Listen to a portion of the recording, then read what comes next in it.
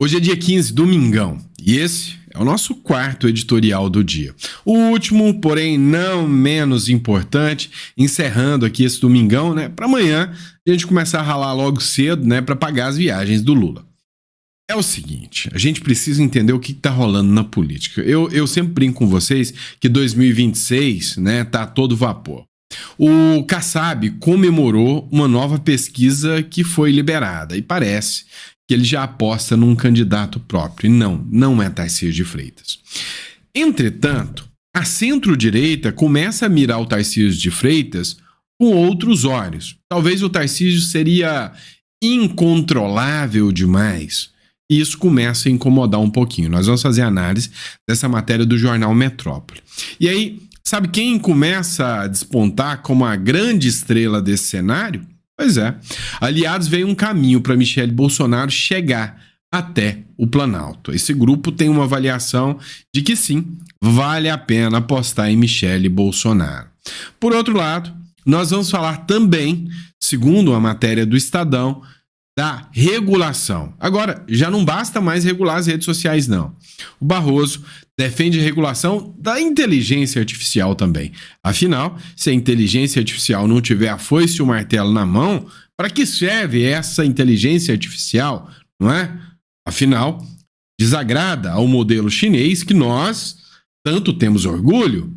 Outro ponto também que nós vamos falar é sobre o Mauro Cid. O advogado do Mauro Cid deixou tanto o Alexandre de Moraes quanto o Paulo Gonet possessos depois do que ele disse sobre a questão da viagem da família do Mauro Cid, a ordem de prisão para o Paulo Gonet. Pois é, ele falou um palavrão aqui para o Paulo Gonet. Parece que o Mauro Cid está começando a tomar coragem para ligar um foda, né?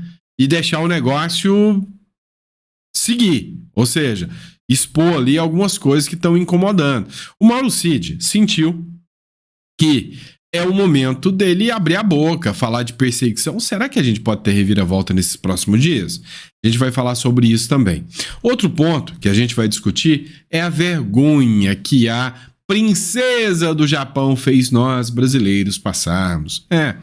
Ela veio ao Brasil, teve com o Tarcísio, né, um evento bonito, teve com o Lula também. Pois é, mas viajando no Brasil em classe econômica. Pois é, isso deu uma repercussão tremenda, né? Ainda mais, enquanto alguns, né, representantes da República se acham maiores do que monarcas, tem aviões, jatinhos particulares, a princesa do Japão mostrando, né, o que realmente um líder que se preocupa com o seu país, com o dinheiro do pagador de impostos tem que fazer. Mas é Japão, né, gente?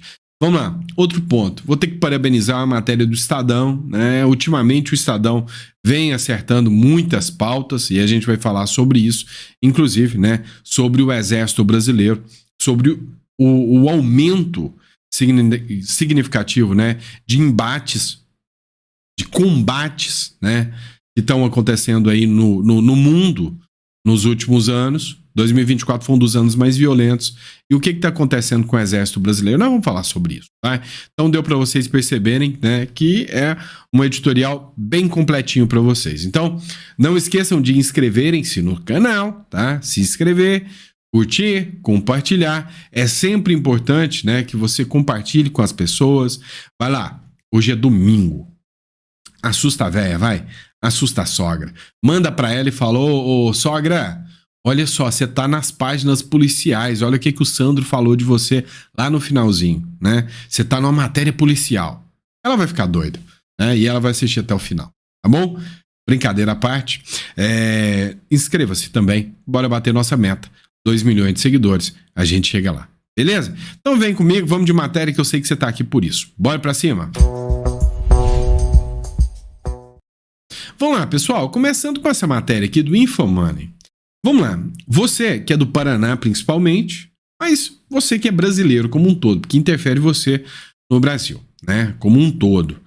Matéria da Infomoney: empate de Ratinho Júnior com Lula anima projeto de Kassab à presidência. Pois é, o Tarcísio tá aquela de vai, não vai, né, mais ou menos, menos, não sei se eu vou, não sei se eu vou. Tá com os dedinhos cruzados, torcendo pro Bolsonaro continuar inelegível pra ir, né? Mas fica naquela, ai, não posso, não sei. Então tá nessa aí. E aí, o Ratinho Júnior já falou, né? Se o Tarcísio não for, eu quero. E o Kassab tem a aposta de que o Ratinho Júnior seria um ótimo nome. E aí, você que é do Paraná, principalmente, que tá me assistindo, se puder opinar. E aí, daria Ratinho na cabeça? Por quê? Porque eu não acredito muito nessas matérias, não. Eu acho que até um cachorro caramelo ganha do Lula. Se não ganhar, é porque o brasileiro merece se... Merece. Você sabe do que eu tô falando, né? Porque se o povo brasileiro ainda prefere o Lula em relação a nomes como Tarcísio, nomes como Ratinho, nomes como o próprio Caiado, eu prefiro votar no Caiado do que no próprio Lula. Se bem que o Caiado anda dando umas lambançadas, né? Agora veio dar título goiano pra Toffoli e Gilmar Mendes. Aí sacaneou, né? Foi pro fundo do poço. Foi pro fundo do poço. Mas olha essa matéria.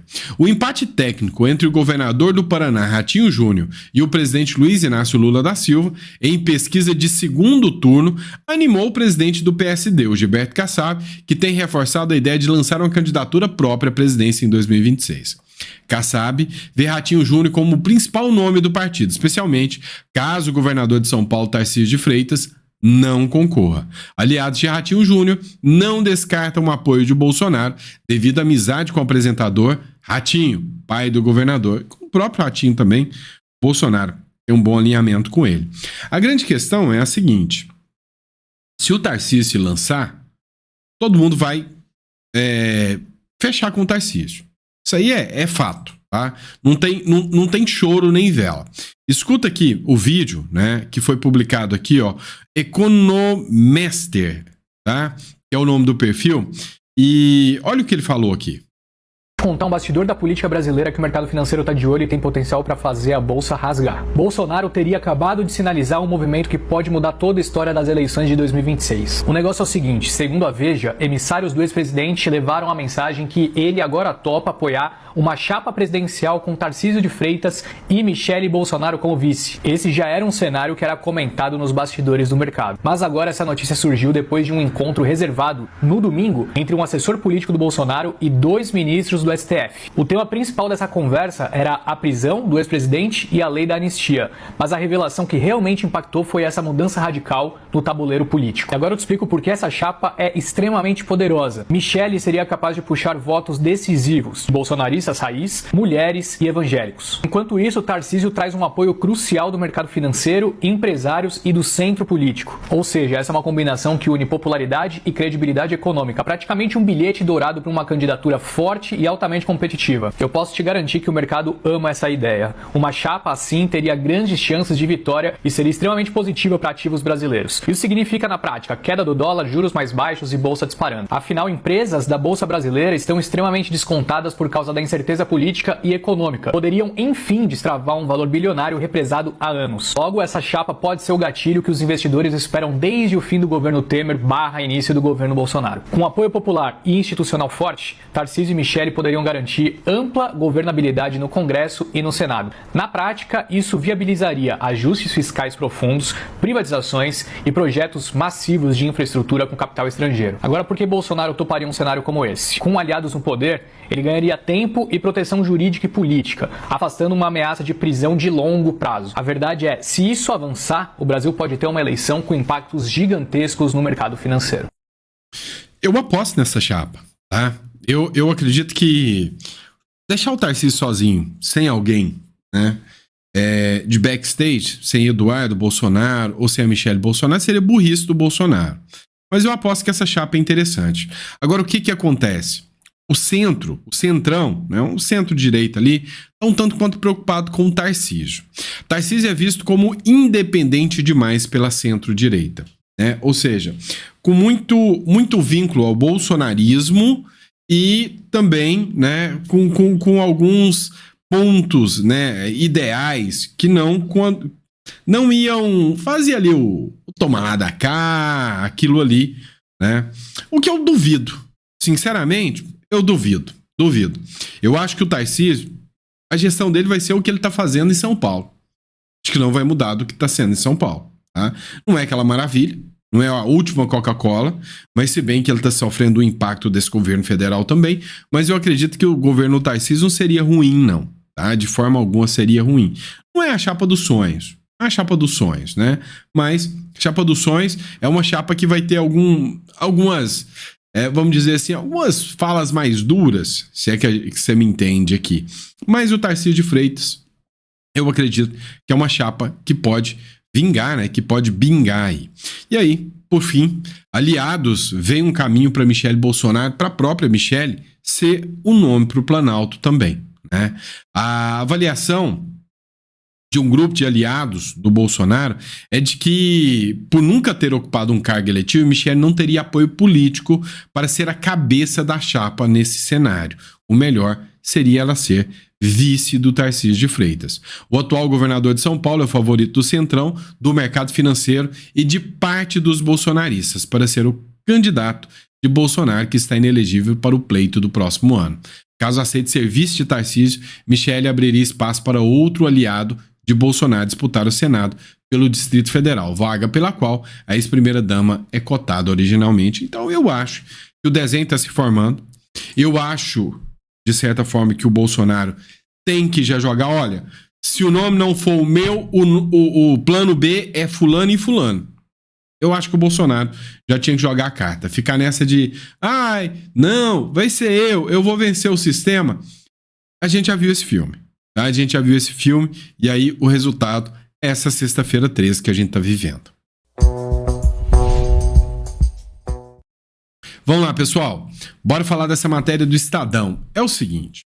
Barroso defende regulação de inteligência artificial. Olha só, até o chat GPT tá na mira. Agora, tadinho do GPT, gente. E diz que o STF não está legislando em processo sobre redes sociais. Tá não. Segundo o presidente do STF, é preciso regular a inteligência artificial para proteger direitos fundamentais como a privacidade, a liberdade de expressão e a autonomia cognitiva. Ah, sério, né? Olha, o André Marsiglia se manifestou sobre isso aqui, ele escreveu o seguinte, ó. O STF julga algo constitucional ou não, mas não cria regras quando considerar algo inconstitucional. Essa tarefa é do legislador. O Barroso diz que não legisla porque a corte foi chamada a dizer que o artigo 19 era inconstitucional, mas criar regras a partir de então foi legislar sim. E sim, cara. Não adianta discutir, não adianta debater. O problema é que o STF está criando regras draconianas, riscos evidentes.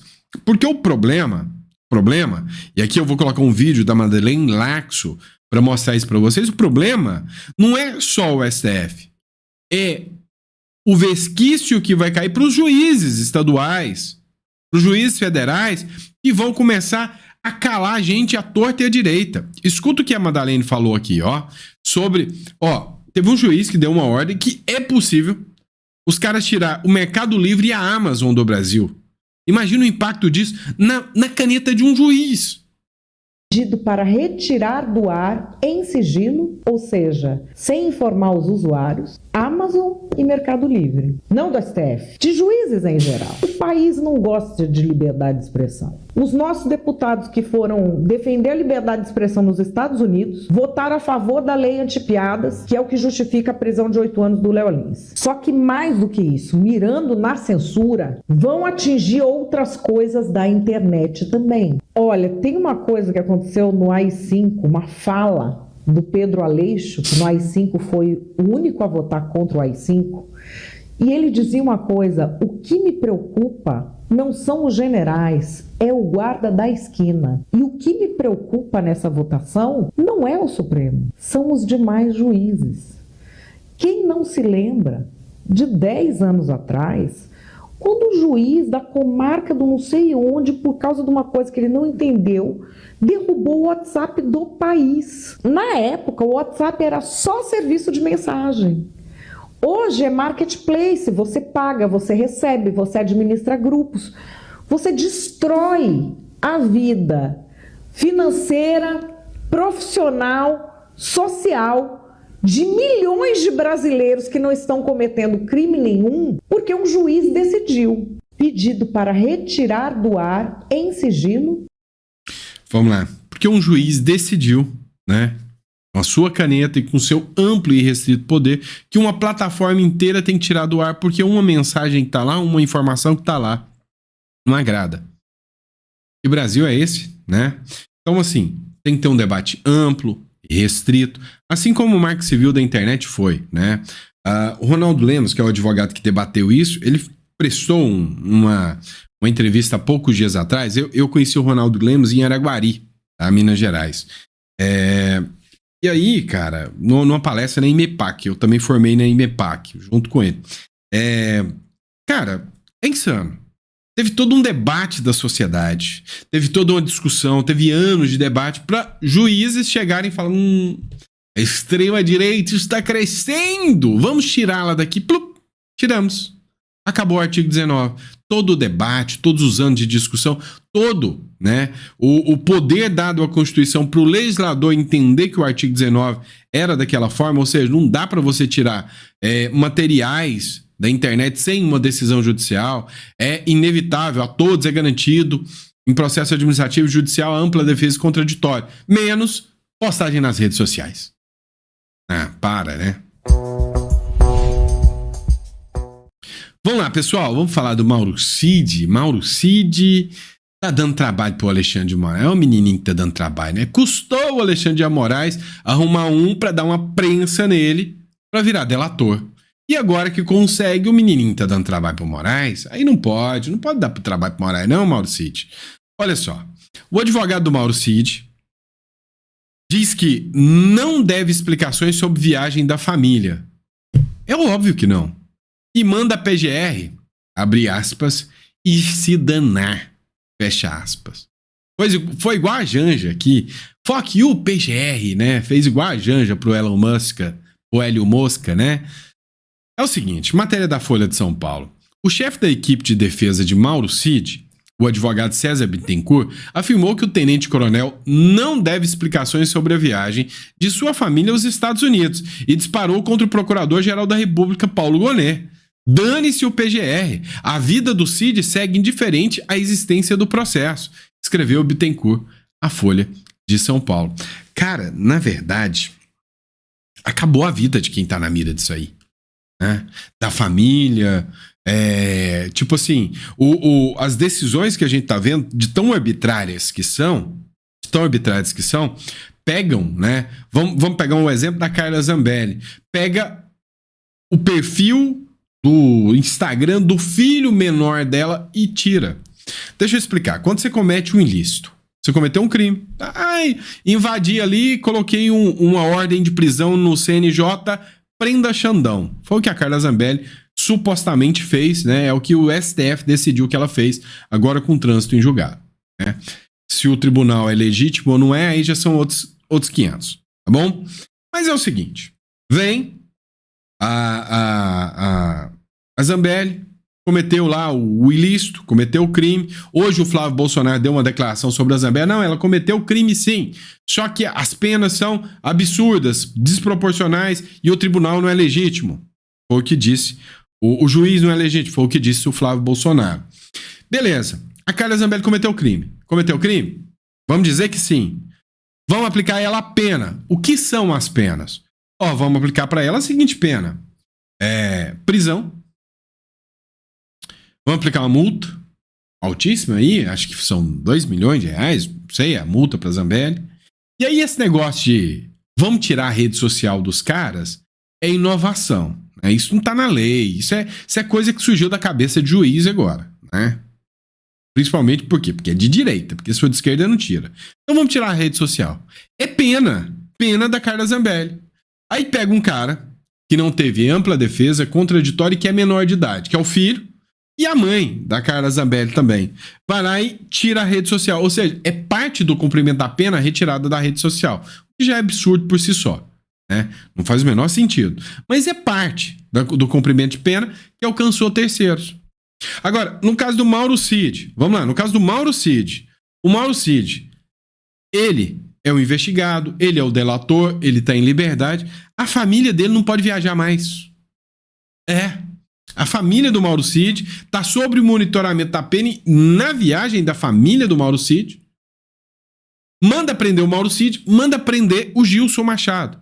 E o Gilson Machado, por quê? Porque ele foi pedir um passaporte pro pai. E aí, presume-se, cara, quanto a justiça se tornou frágil. Meu Deus, né? Ou seja, não, agora... não, mas se ele foi no embaixador de Portugal, só pode ter sido pra isso. Vamos prender. Gente, justiça numa democracia não se faz assim. Lá na Venezuela, talvez. Mas numa democracia, não deveria ser assim de jeito nenhum. Mas de jeito nenhum mesmo. Vamos lá, né? Que orgulho que a gente tem do povo brasileiro, né?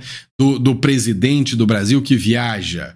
Agora quer melhorar o Aerolula, se lembra? É porque agora não tem dinheiro, mas já achava que o Aerolula já era pouco. Janja em hotéis bilionários. E aí vem uma princesinha lá do Japão para passar vergonha todo e qualquer brasileiro, né? Passageiros registram a princesa do Japão em voo doméstico no Brasil. Abre aspas. É linda, parece uma boneca. Fecha aspas. Em visita oficial ao Brasil, a princesa japonesa Kako de Akishino está em visita oficial para celebrar os 130 anos de relações diplomáticas entre o Brasil e o Japão. E foi flagrada em um voo para o Mato Grosso, né? Voo comum, comercial, econômico. Aí, é aquele negócio, né? Celebra os 150 anos, né? 130 anos de amizade, até um grupo como o Hamas, Hezbollah ir lá e atacar o Japão e o Japão se defender. Aí já acabou a amizade também, né? Enquanto representantes de uma república viajam como monarcas, representantes da monarquia viajam como uma plebeia. E aí, matéria da Veja aqui, princesa japonesa viaja de classe econômica no Brasil e visita o UNB. Ela está no Brasil para as comemorações dos 130 anos da relação diplomática.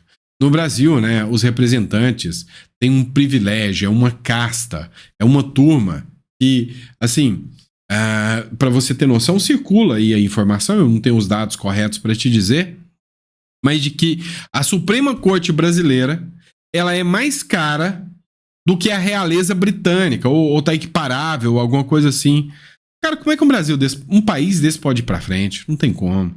Se não combater super salários, se não combater os gastos públicos exacerbados, se não combater o sujeitinho que tá lá, ganha, acho, não sei quantos R$1.000 só pra puxar a cadeira pra um sujeito sentar, tem que largar de ser otário o povo brasileiro e bancar esse tipo de gente. Pelo amor de Deus, é uma vergonha, né, o que o Brasil tá se tornando.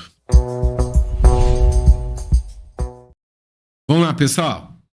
Matéria do Estadão. Vamos começar dando parabéns. O que tá tendo, né? Tá tendo de gente sem vergonha defendendo aí esse grupo do Irã e atacando Israel. Não é pouco. Gente sem vergonha da mídia, né? Olha só o que diz o Estadão. O programa nuclear iraniano é uma ameaça existencial a Israel e, por isso, é um alvo legítimo. Ademais, interromper a escalada nuclear do Irã será um alívio para o mundo. Não sei quem escreveu, mas tá de parabéns. Israel exerce o direito de se defender. O ataque israelense contra o Irã na madrugada de 13 de junho deve ser compreendido pelo que é um ato preventivo de legítima defesa e um serviço à segurança regional e global. Parabéns ao Estadão, né? Tá faltando jornalista de verdade que faz matérias como essa. Para você ter uma noção, para você acordar, o que mais tem, né? É ativistazinho aí, inclusive aqui no Brasil, defendendo o Irã, defendendo porque Israel é mauzão, salve a Palestina, Free Palestine, essa turminha de Instagram sem vergonha, tá? Mas na hora H, na hora de pegar o passaportezinho, quer visitar a Disney. Não, mas prefere ir passear em Israel do que ir passear lá na Palestina. Ninguém vai visitar os coitados do Irã, né? Lá no Irã ninguém vai. Você já viu alguém aí orgulhoso falando, não, eu vou visitar o Irã para conhecer? Não vai. Tá todo mundo querendo ir para os Estados Unidos, para a Europa, né? Mas na hora de postar no Instagram, esses merdinhas estão todos lá. Não. Genocídio israelense. Bando sem vergonha, né? O mundo está passando por um momento difícil. Desde 1946, que o mundo não registrava tantos conflitos armados. 2024 foi o quarto ano mais sangrento desde o fim da Guerra Fria. E a tendência é piorar. A África continua a ser o continente mais afetado, com 28 conflitos envolvendo pelo menos um país, seguida da Ásia, do Oriente Médio e da Europa. Então, olha só, a África tem 28 guerras, depois tem a Ásia com 17, o Oriente Médio com 10, a Europa com 3 e 2 das Américas, né? Estão aqui, que são no período de 1946 a 2024, né? Que tiveram, né, embates e guerras aí. O que a gente tem, né? A gente tem um momento em que é hora de se proteger. A Europa começa a corrida armamentista. E aí vem a Érica Gorga, doutora Érica Gorga, e ela faz a seguinte análise aqui sobre o exército brasileiro. Aumentaram as guerras no mundo. Enquanto todos os países se preocupam em fortalecer as suas forças armadas, no Brasil, a justiça, né, entre aspas, se dedica a destruí-las. Porque estamos sempre na contramão do mundo? Não há mais justiça no Brasil e também não há mais forças armadas. Estamos meramente à mercê da piedade e da dó dos nossos inimigos, né? E do dó dos nossos inimigos.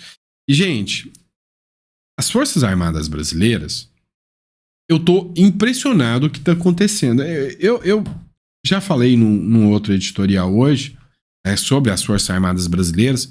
É impressionante o que tá acontecendo. É chocante. Literalmente chocante você enxergar o que está acontecendo com as Forças Armadas brasileiras. Não é? Assim, a gente observa um nível, né, de desmonte das Forças Armadas. A gente observa uma humilhação dos generais. A gente vê os generais que estão lá no poder, os comandantes sendo coniventes com a humilhação pública de generais. Aquele caso do Mauro Cid, por exemplo, né, se você me perguntar, e o Mauro Cid, Sandro, é um traidor? Não é não. Se eu tivesse com a minha família na mira, não sei se o Mauro Cid ia fazer diferente. Muito mais traidor é quem está do exército vendo isso acontecer e falar, não, nós vamos buscar contraprova aqui e vamos desmentir isso aí, né? Mas enfim, cada um do seu cada um, né? Vamos lá. Notícia vindo direto também do Oriente Médio, né, da guerra de Israel, que está chamando a atenção agora. Matéria do Apolo Brasil. Cientistas em Teherã, estatais iranianas, dizem que subiu de 6 para 14 o número de cientistas do programa nuclear do Irã mortos em ataques israelenses. Parte deles teriam morrido em explosões provocadas por 5 carro-bombas durante o último ataque aéreo em Israel. Ou seja, o Irã está sentindo a mão pesada de Israel. Israel é muito mais eficaz, muito mais cirúrgico nas suas ações. O Donald Trump mandou um recado para o Irã.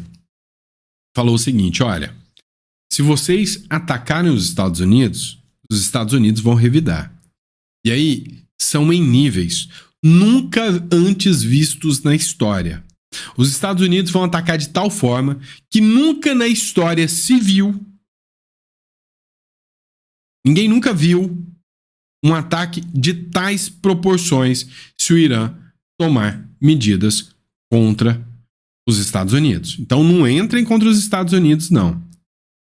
Outra matéria que está circulando é que o próprio Donald Trump segurou a barra para o Irã. A gente vai falar sobre isso. Mas primeiro vamos ver esse vídeo do Ivan Kleber aqui, que diz que o Donald Trump declarou que é possível que os Estados Unidos se envolvam, sim, direto no conflito com o Irã. O presidente dos Estados Unidos, Donald Trump, declarou neste domingo que é possível que os Estados Unidos se envolvam num conflito Israel e Irã. Lembrando que até o momento os Estados Unidos ajudaram a Israel a se defender dos ataques iranianos e também colaboraram com inteligência e informações aos israelenses que fazem o ataque contra o Irã. Mas um envolvimento direto nesses ataques com caças ou mísseis ainda não aconteceu.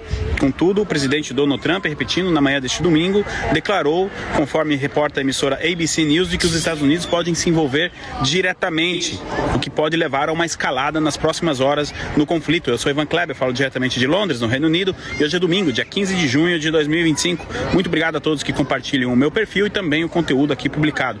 Muito Vamos lá, pessoal. Então a gente precisa entender, né? Com a entrada dos Estados Unidos, aí a discussão fica mais grossa, né? O Irã criticou a indiferença da ONU, disse que a ONU tinha que ter saído contra Israel e defendido o Irã, e criticado também os Estados Unidos, que estão a favor de Israel.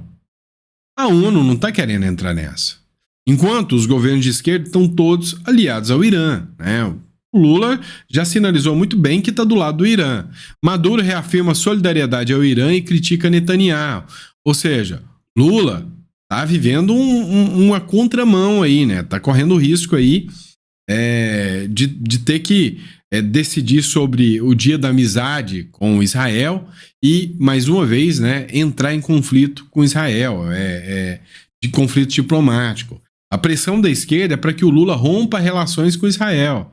Cá entre nós, né? Vergonhoso, vergonhoso. Tem um vídeo, né, que foi circulado aqui pelo Gil Diniz, né? Que é o seguinte: o pessoal que tá lá em Israel aguardando socorro para poder sair, eles falaram que não tem o que fazer, né? Acompanha o vídeo aqui comigo. Estou aqui poder passar novas informações para vocês. Ontem, mais uma vez, às 5h pouca da manhã, voltamos ao bunker por conta de mais um bombardeio aqui, a cidade que eu estou próximo, a cidade de Tel Aviv. Estamos aqui, como eu falei, na cidade de Kfar Saba, próxima a Tel Aviv, e nós vimos mais uma vez aqui os mísseis passando aqui em direção a Tel Aviv. Falar também que a gente participou agora de uma reunião com o Ministério de Relações Exteriores para poder discutir a questão da guerra, mas não se sabe... Não se tem previsão da reabertura dos aeroportos. A gente falava sobre a imprevisibilidade da nossa volta. Era importante a gente entender quando que os aeroportos vão ser reabertos para que possamos voltar. Não se tem essa previsão. Nós estamos discutindo aqui no grupo, a grande maioria está entendendo que a melhor maneira vai ser tentar sair por via terrestre. Nós temos aqui algumas opções. Uma sair pelo Egito, outra sair para a Jordânia, e a outra pelo mar para o Chipre, e a partir dessas nossas saídas, que seria de forma terrestre, buscar depois um aeroporto para que pudéssemos voltar ao Brasil. Falar aqui que o governo israelense tem dado apoio aqui na medida do possível, ele não orienta e não pede que a gente faça essa saída daqui dessa maneira, espera que a gente fique aqui nesse local, mas não se sabe quando essa guerra pode acabar, não se sabe quando a gente pode voltar, né? Nós estamos fazendo essas tratativas, vamos entrar em contato com esses países para ver se conseguem nos receber e liberar a nossa entrada. Falar também que a gente não recebeu ainda, né, a ligação do governo brasileiro dando nenhum tipo de apoio ou suporte para que possam negociar a nossa entrada nesses países, né, porque somos autoridades municipais. Eu acho que todo brasileiro tem direito a ter aí um apoio do seu país para poder regressar no caso de guerra, mas não tivemos aí esse apoio. Nós não vamos esperar também não, vamos procurar pelas nossas próprias forças, vamos entrar no carro, vamos tentar negociar, vamos tentar pedir nossa entrada para esses países aí para que possamos voltar em segurança para o Brasil. Certo é que a gente está aqui, a nossa missão não faz mais sentido aqui, viemos aqui para poder entender, aprender e levar esses ensinamentos para a nossa população, seja ele em ciência e tecnologia, na questão do software, na geração de emprego, de renda para a população, na questão do uso correto da água, na questão da evasão escolar. Tudo isso está lá dentro do programa que nós viemos fazer aqui, mas não faz mais sentido, como eu falei, porque o programa foi paralisado e nós não vamos conseguir avançar nesses pontos, segurança pública, trânsito e transporte, enfim, era um programa completo e muito interessante, de 10 dias, como eu falei, que não faz mais sentido. Então, melhor agora a gente voltar. Então, nós estamos agora discutindo para ver se a gente consegue arrumar aqui um transporte terrestre para poder acessar esses países, para a gente poder sair daqui o quanto antes possível. Forte abraço a todos e eu vou informando vocês sobre as novas atualizações. Valeu! É isso aí, pessoal. Lembrando que os prefeitos estão lá, né, à deriva, lá em Israel. Tá bom? E é isso, pessoal. Grande abraço. Amanhã de manhã a gente tá de volta com mais um editorial para vocês. Muito obrigado e até amanhã.